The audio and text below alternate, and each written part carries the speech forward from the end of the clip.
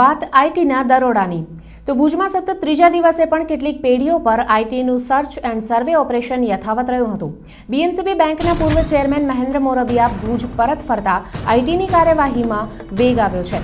સૂત્રોના જણાવ્યા અનુસાર બેનામી દસ્તાવેજોના આધારે મુંબઈની કેટલીક પાર્ટીઓ તરફ પણ રેલો જાય તેવી શક્યતા છે। આ તરફ મોડી સાંજે ભુજમાં એક જ્વેલર્સને ત્યાં આઈટીએ તપાસ શરૂ કરતા સોની બજારમાં પણ ચકચાર મચી ગઈ હતી। આઈટીએ આજે મોડી સાંજ સુધી કર ચોરીનો કોઈ આંકડો જાહેર કર્યો નથી।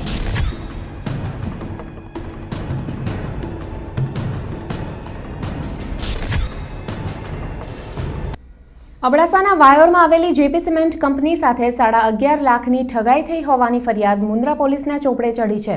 મુન્દ્રા અદાણી પોર્ટથી આયાતી કોક વાયોરની આ સિમેન્ટ કંપનીમાં પહોંચાડવાનો હતો। જો કે કોકના ટ્રાન્સપોર્ટેશન સાથે સંકળાયેલા 4 આરોપીઓએ આ કોક અન્યત્ર સગે વગે કરી નાખ્યો હોવાનું કંપનીએ જાહેર કર્યું છે। 14 જૂનથી લઈ 24 જૂનના 10 દિવસના ગાળા દરમિયાન કંપની સાથે આ ઠગાઈ થઈ હતી। જે પેઢીની ટ્રક આ પરિવહનમાં વપરાય છે તે ભુજની જાણીતી સ્વામિનારાયણ વિજય ફ્રેટ કેરિયર લિમિટેડ હોવાનું બહાર આવ્યું છે। આ ઠગાઈ કેસમાં મુન્દ્રા પોલીસે સઘન તપાસ શરૂ કરી છે।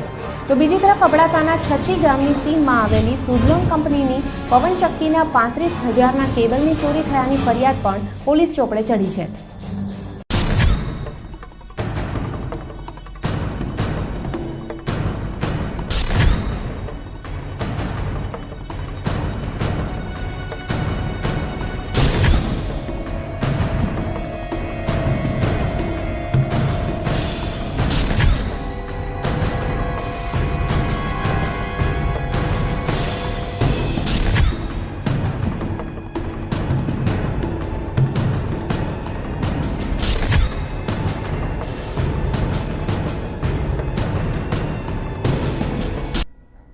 સ્વાતંત્ર્ય પર્વની ઉજવણીની ધૂમ વચ્ચે ગણેશ પ્રતિમાઓનું વેચાણ કરતા વેપારીઓનું પણ કચ્છમાં આગમન થઈ ગયું છે। આગામી 9મી સપ્ટેમ્બરે ગણેશ ચતુર્થી છે। અમદાવાદથી આવતા મૂર્તિકારો હાલ પીઓપીની પ્રતિમાઓને નિખારવામાં વ્યસ્ત છે। ગણેશ ચતુર્થી આડે સવા મહિનો છે ત્યારે ભુજમાં ગણેશજીની પ્રતિમા ઘડનારા મૂર્તિકારોએ ડેરા તંબુ લગાવવાની શરૂઆત કરી દીધી છે। દર વર્ષની જેમ આ વર્ષે પણ પ્લાસ્ટર ઓફ પેરિસની પ્રતિમાઓનું વધુ વેચાણ રહેવાની આ પ્રતિમાકારોને આશા છે। આ મૂર્તિકારો છેક અમદાવાદથી તેમનો માલ વેચવા ભુજ આવે છે। ભુજમાંથી આખા જિલ્લામાં ગણેશજીની પ્રતિમાઓનું વેચાણ થાય છે। અમારી બધી જે સમાજ છે ને એ બધી અલગ અલગ જગ્યાએ મૂર્તિઓ લઈ જાય। કોઈ અંજારમાં લાવે, કોઈ ગાંધીધામમાં લાવે, કોઈ ભુજમાં લાવે, કોઈ માંડવીમાં લાવે।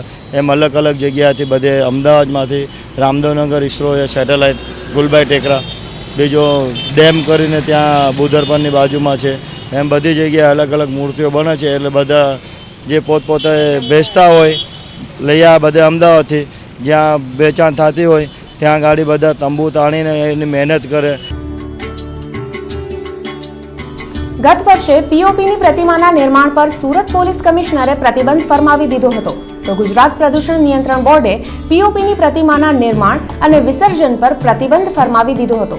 જો કે ગત મે માસમાં જ નેશનલ ગ્રીન ટ્રિબ્યુનલે પીઓપીની પ્રતિમાના નિર્માણ અને વિસર્જન પર લગાવાયેલી રોકને ગેરકાયદે ઠેરવતો ચુકાદો આપ્યો હતો। તેથી હવે જીપીસીબીના અધિકારીઓ કાયદાના બદલે જનજાગૃતિ આણવા પર વધુ ભાર મૂકી રહ્યા છે। તો અમે પબ્લિક અવેરનેસ એટલે જાગૃતતા લાવવા માટે જનરલી જાણ બી કરીએ છીએ એમને કે તમારી શ્રદ્ધા મોટી રાખો અને મૂર્તિની સાઇઝ નાની રાખો। એટલે અમે લોક લાગણી એમની દુભાય નહીં એ રીતે એમના પ્રયત્નો કરીએ છીએ। અને બની શકે તો આ પાણીમાં ડૂબાડે નહીં, ખાલી એને માત્ર એને પાણી પર એના છાંટણા કરી અને એની જે આપણે શ્રદ્ધા રાખે તો ઘણું આપણને ફાયદાકારક છે। જેથી કરીને જે પાણીમાં જે નાખે છે તો એનું પાણીનું પ્રદૂષણ થતું અટકે છે। આ બાબતે અમારા પ્રદૂષણ નિયંત્રણ બોર્ડ દ્વારા બી એના સત્તર પગલાં લે છે અને એને જાગૃતતા લાવવા માટે પ્રોગ્રામો બી કરીએ છીએ અને નગરપાલિકા આ બાબતે સઘન પ્રયત્નો કરતી હશે એવું મારું માનવું છે। પીઓપીની પ્રતિમાઓથી પ્રદૂષણ ફેલાતું હોવાની હકીકત સામે ગણેશ ભક્તોની શ્રદ્ધાનો મુદ્દો વધુ મહત્વનો બની રહ્યો છે। ત્યારે આગામી દિવસોમાં વધુ એકવાર આ મુદ્દાઓ સજીવન થશે તે પણ હકીકત છે। કચ્છ ઉદય ટીવી ન્યૂઝ ભુજ। અને સમય છે વધુ એક વિરામનો।